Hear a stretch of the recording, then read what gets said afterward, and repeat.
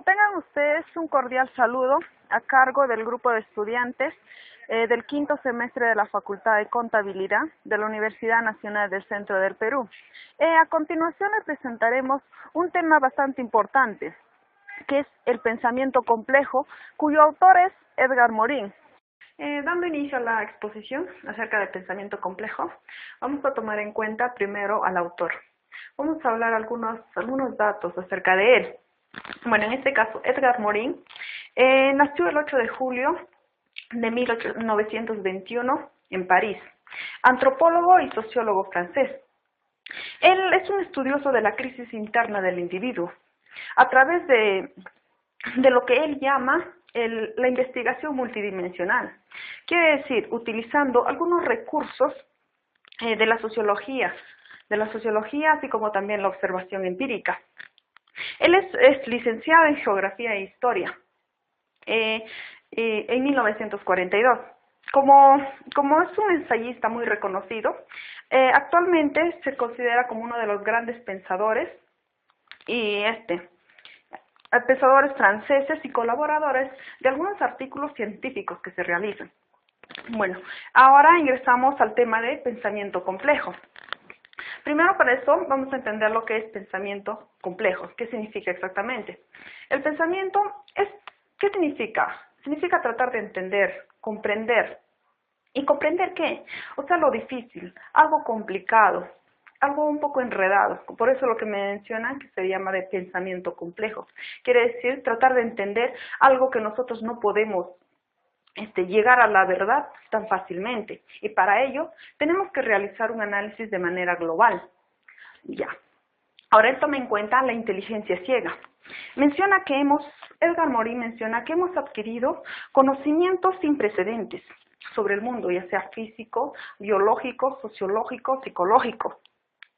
Menciona que dentro de ello toma en cuenta que hay una nueva ignorancia ligada al desarrollo mismo de la ciencia, así como también menciona que hay una nueva ceguera en relación a algunas informaciones que nosotros obtenemos en la realidad.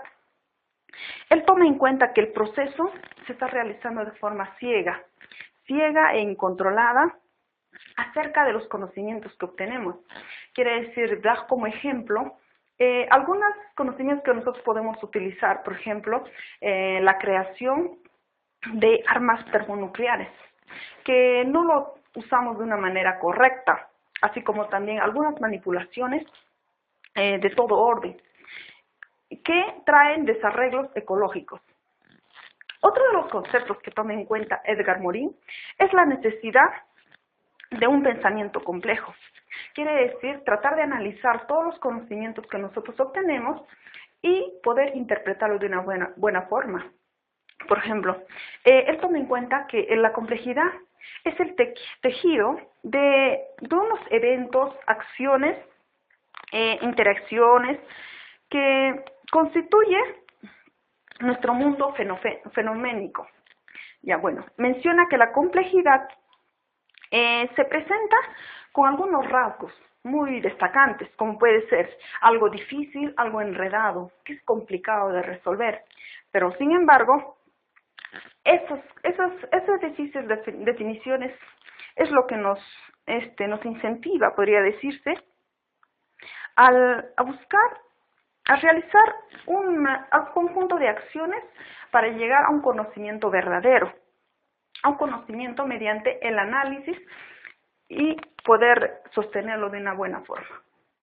Ahora continuamos la complejidad y la acción.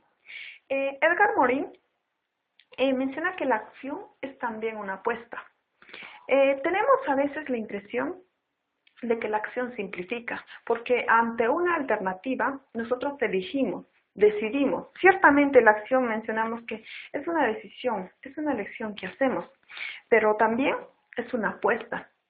Pero en esta noción de apuesta, nosotros entramos en un ambiente, podría decirse, de riesgo y de incertidumbre, porque no sabes cuál de ellos va a ser el resultado de la elección que ha tomado. Ahora, la acción escapa a nuestras intenciones. En el momento de que nosotros en que un individuo decide, por ejemplo, realiza una acción, esta da comienzo al hecho de que nosotros al elegir escapa de nuestras intenciones. Quiere decir que el resultado que obtenemos ya no depende de nosotros. Esta acción menciona por eso Edgar Morin, que entra en un universo de interacciones, donde no sabes qué es lo que puede pasar, es algo inesperado. Ahora, menciona que la necesidad, tenemos que prepararnos a lo inesperado. Edgar Morin menciona que la complejidad no es una receta para saber qué es lo que realmente va a suceder en el futuro. Quiere decir, sino es solamente que nos vuelve, al tener esa información de algunas acciones que nosotros tomamos, es prepararse hacia el futuro. Quiere decir, estar atentos, prudentes, que no nos deja dormirnos en la mecánica aparente de los determinismos. Por eso menciona que Edgar Morin, la complejidad, nos muestra que no debemos encerrarnos en el contemporaneismo. Quiere decir, en la creencia de que todo sucede, que todo es lo que sucede en la actualidad y que no va a cambiar. Este concepto no debe tomarse en cuenta, porque todas las cosas que suceden alrededor de nuestra vida y en el mundo son bien cambiantes. Ok, continuando con la exposición, en este capítulo hablaremos sobre el diseño y el designio complejos. En un inicio, Edgar Morin considera de que la ciencia del hombre aún no tiene un fundamento quien lo pueda distinguir de todo otro ser natural, ni tampoco un método apto para poder comprender la complejidad que tiene este. Bien, también considera de que la estructura del hombre sigue siendo como la física del siglo XIX y su ideología, la del cristianismo y el humanismo occidental. Aparentemente, estas dos corrientes son antagónicas o divergentes para nosotros, pero él considera de que estas dos corrientes, por el contrario, tratan de reintegrar al hombre, de distinguirlo ante otros seres naturales. Bien, también nos dice que él, después de haber realizado una extensa investigación, ha llegado a la conclusión de que nosotros debemos reorganizar el concepto de ciencia que tengamos. Para esto, él ha considerado muchos factores como la Indoamérica.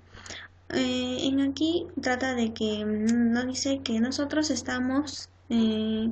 creemos que estamos mucho más avanzados, pero que en realidad estamos más atrás. Esto lo hace una comparación como la que había pasado ya en el descubrimiento de América, cuando ya habíamos descubierto América, pero algunos exploradores creían que aún seguíamos en la India. Entonces nos dice que también esto se asemeja a la concepción que tenemos sobre el mundo, porque nuestro conocimiento o nuestra concepción que tengamos sobre el mundo es mucho más vaga, es como una fisura, lo llama él, como un desgarro, que nosotros necesitamos reparar eso para ver la nueva figura, para ver la nueva forma. Bien, también considera dos brechas importantes en el cuadro epistemológico de la ciencia. La una es la brecha microfísica y la otra es la brecha macrofísica. Bien, en la brecha microfísica él considera como ejemplos a la llama de una vela, y la brecha macrofísica lo considera como ejemplos podemos tener al espacio o al tiempo, ¿no? Bien. Tenemos también la teoría sistémica. Bueno, la teoría sistémica en un inicio fue casi universal, bueno, más que universal, porque nos explica de que todo empezó con el átomo, pasando por las galaxias, de las moléculas a las células, de los organismos a lo que es la sociedad. Bueno, en la teoría sistémica también nos habla él de que bueno, habla sobre tres facetas, ¿no?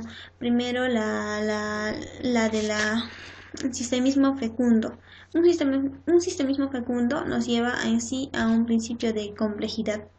Segundo, un sistemismo vago y plano. Este sistemismo, bueno, es así como la repetición de algunas cosas, pero que aún no llegan a ser operantes. Luego, por último, la del sistemismo de análisis, que al final llega a ser mucho más reducido. Bien, después de la teoría sistémica, él considera el sistema abierto. Bueno, el sistema abierto es originalmente una noción de la termodinámica, que a partir de esta termodinámica existen dos grandes sistemas, lo podríamos llamar, un sistema físico y otro sistema viviente. En el sistema físico, él lo relaciona al campo de la materia. En cambio, en el sistema viviente lo considera la relación ecosistémica que puede existir. Bien, también tenemos sobre la ciencia nueva.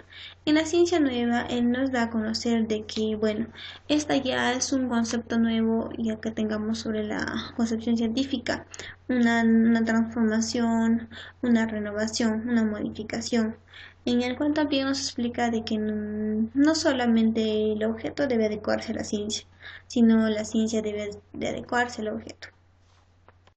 Pasamos a ver ahora el paradigma de la complejidad. En cuanto a la teoría del paradigma de la complejidad, Edgar Morin sustenta que todas las relaciones e interacciones que se dan en el universo y los subsistemas que lo componen son procesos independientes y dependientes. Pueden ser armónicos y no armónicos, por lo que establece que la aceptación de la complejidad es la aceptación de todas estas contradicciones que existen en el universo y los principios que la gobiernan. Pasamos a ver el paradigma de la simplicidad, que es la que pone el orden en el universo y persigue el desorden. El orden se reduce a una ley, o sea, a un principio. El principio de simplicidad o bien separa lo ligado o unifica lo que está diverso en el universo. Tenemos el orden y el desorden en el universo. Este concepto establece la coexistencia en el universo de fenómenos ordenados, o sea, organizados y estructurados, y los desordenados, que son caóticos, los cuales son complementarios y forman parte de un mismo proceso continuo. O sea, en otras palabras, existen procesos donde el orden y el desorden cooperan para organizar las estructuras o subsistemas del universo. Bueno, pasamos ahora a la autoorganización y a la autonomía. Bajo estos dos conceptos tienen algo parecido. Morin establece que estos subsistemas, ya sean biológicos o sociales, crean sus propios determinantes y sus propias finalidades. Bueno, esto es autoorganización, y como sujetos singulares independientes cuando es autonomía, que a su vez dependen de los otros determinantes o subsistemas. Pero ambos dependen del otro para poder subsistir y desarrollarse. Tenemos la complejidad y completud.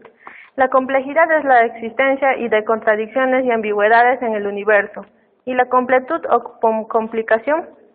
Y mientras la complejidad nos permite que todos los procesos en la vida son interdependientes, la completud nos permite comprender que jamás podremos escapar a la incertidumbre y tener un conocimiento total de lo que nos rodea. Tenemos la razón, racionalidad y racionalización. Según Morin, la razón corresponde a la voluntad lógica que tenemos los seres humanos de tener un conocimiento o una visión coherente de fenómenos y a las cosas del universo, mientras que la racionalidad se refiere a la forma como aplicamos nuestra razón o lógica en el mundo real, y que cuando la realidad no está de acuerdo con nuestra razón, debemos admitir que nuestro sistema lógico es insuficiente. En cambio, la racionalización es el hecho de querer encerrar la realidad dentro de un sistema lógico o coherente. Por lo tanto, todo hecho que contradice en la realidad a ese sistema coherente que formamos es descartado o visto como algo aparente y como un accidente. Continuando con lo que es el pensamiento complejo de Edgar Morin, en este momento vamos a ver la complejidad y la empresa. Empezamos con que el autor nos empieza a hablar acerca de un ejemplo básico que vamos a empezar con el de una tela, la tela que tiene varias fibras y varios colores. Para ello vamos a empezar con la primera etapa. La primera etapa donde tenemos conocimientos simples que no ayudan a conocer las propiedades del conjunto. Es decir, que nosotros podríamos conocer las fibras de esta tela, pero nos falta un poco más de conocimiento para conocer las propiedades que nos puede ofrecer en el conjunto de estas. En una segunda etapa vemos las cualidades de las partes, porque, las cualidades de las partes muchas veces se ven inhibidas y virtualizadas. Es decir, el todo es entonces menos que la suma de las partes. ¿Cómo así? Que cuando nosotros vemos, por ejemplo, el edificio que nosotros tenemos aquí alrededor, nosotros lo vamos a ver desde ya así, como un aula, pero no estamos viendo las propiedades de cada uno de sus componentes. En una tercera etapa vamos a ver que las partes se encuentran organizadas según sus funciones. El conjunto es perceptible, cognoscible, pero complejo. Es decir, que vamos a juntar ambos, tanto el conocimiento del todo como el conocimiento de las partes de una forma más compleja y más integral. Ahora veamos las tres causalidades. Nosotros tenemos que saber que para que la empresa sea una buena empresa o una empresa competitiva, tiene que no solamente ser heteroproductiva, es decir, no solamente producir bienes o servicios, sino producir ambos a la vez. Es así que vamos a empezar con las tres causalidades. La causalidad lineal. La causalidad lineal nos ve en una forma recta, es decir, tal cosa produce esta otra cosa. La causa produce tales efectos. En esto se basa la causalidad lineal. Ahora vemos una causalidad circular o retroactiva. La producción está en función de las necesidades externas, de las fuerzas de trabajo y de la capacidad energética de la empresa. Aquí se puede ver que la frase básica es que el productor mismo se autoproduce, es decir, que cuando nosotros tenemos un buen servicio que contenga ambos, tanto lo que es brindar bienes y también brindar servicios, ambos fusionados nos van a ayudar a autoproducir la empresa. En una tercera causalidad, y es la última, la causalidad recursiva, donde vemos que se juntan las dos anteriores, que el productor se produce a sí mismo, pero también para producir más de aquello que lo produce. Se juntan las dos anteriores. Ahora veamos el análisis del principio de autoecoorganización. Aquí partimos de lo que es un valor holográmico. Un valor holográmico, es decir, una imagen holográmica donde en cada punto de esta imagen holográmica vamos a encontrar la información del todo que se va a usar. Para ello vamos a comparar dos ideas que hablan básicamente de una visión normal y de una visión compleja. Una visión normal donde la parte viene a ser el todo, la parte está dentro del todo, y en una visión compleja no solamente vamos a decir que la parte se va a encontrar en el todo, sino que también el todo está en el interior de la parte. Esto básicamente lo podemos entender con un ejemplo del ADN humano, donde dentro del ADN, dentro de la célula, vamos a encontrar la información del todo. Ahora vamos a ver lo que es el vivir y tratar el desorden. El desorden es algo con el que nosotros convivimos normalmente. El universo está muchas veces, es un cóctel de orden y desorden, está aleatorio y a la vez organizado. Pero para ello vamos a ver qué es el desorden. El desorden es algo irregular, algo imprevisible, algo que sale de la estructura normal, y el orden es algo repetitivo, algo constante. Veamos que el desorden viene a ser un clímax donde nosotros vamos a poder desarrollar creatividad. Y eso es muy bueno a la hora de ser empresas y en este campo competitivo. Ahora veamos lo que es programación y lo que es estrategia. Programación. La programación es algo que debe funcionar en circunstancias que ya están predeterminadas. Esta programación tiene la cualidad de ser económica, pero ¿qué pasa si no existen las circunstancias favorables o las circunstancias que se ha deseado? El programa tiende a fallar totalmente. Ahora veamos lo que es estrategia. La estrategia elabora uno o varios escenarios. Esta estrategia puede verse en todo, tiene el efecto de plasticidad, moverse en todo, y por lo tanto se prepara para todo lo que pueda suceder.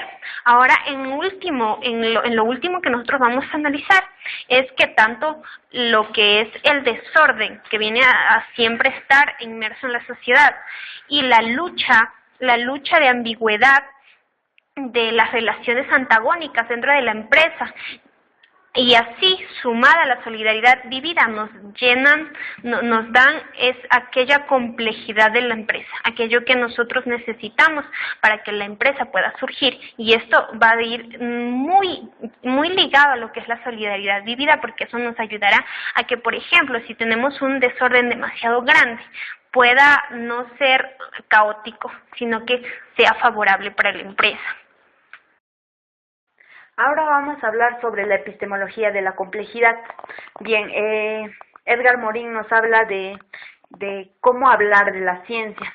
Nos dice que cuando nosotros discutimos o hablamos de ciencia, uno lo hace a la manera en que cree haberlas entendido y las asimila en la manera en que cree haberlas adaptado para él.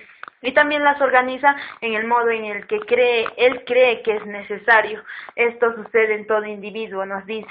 También nos habla sobre las ideas generales.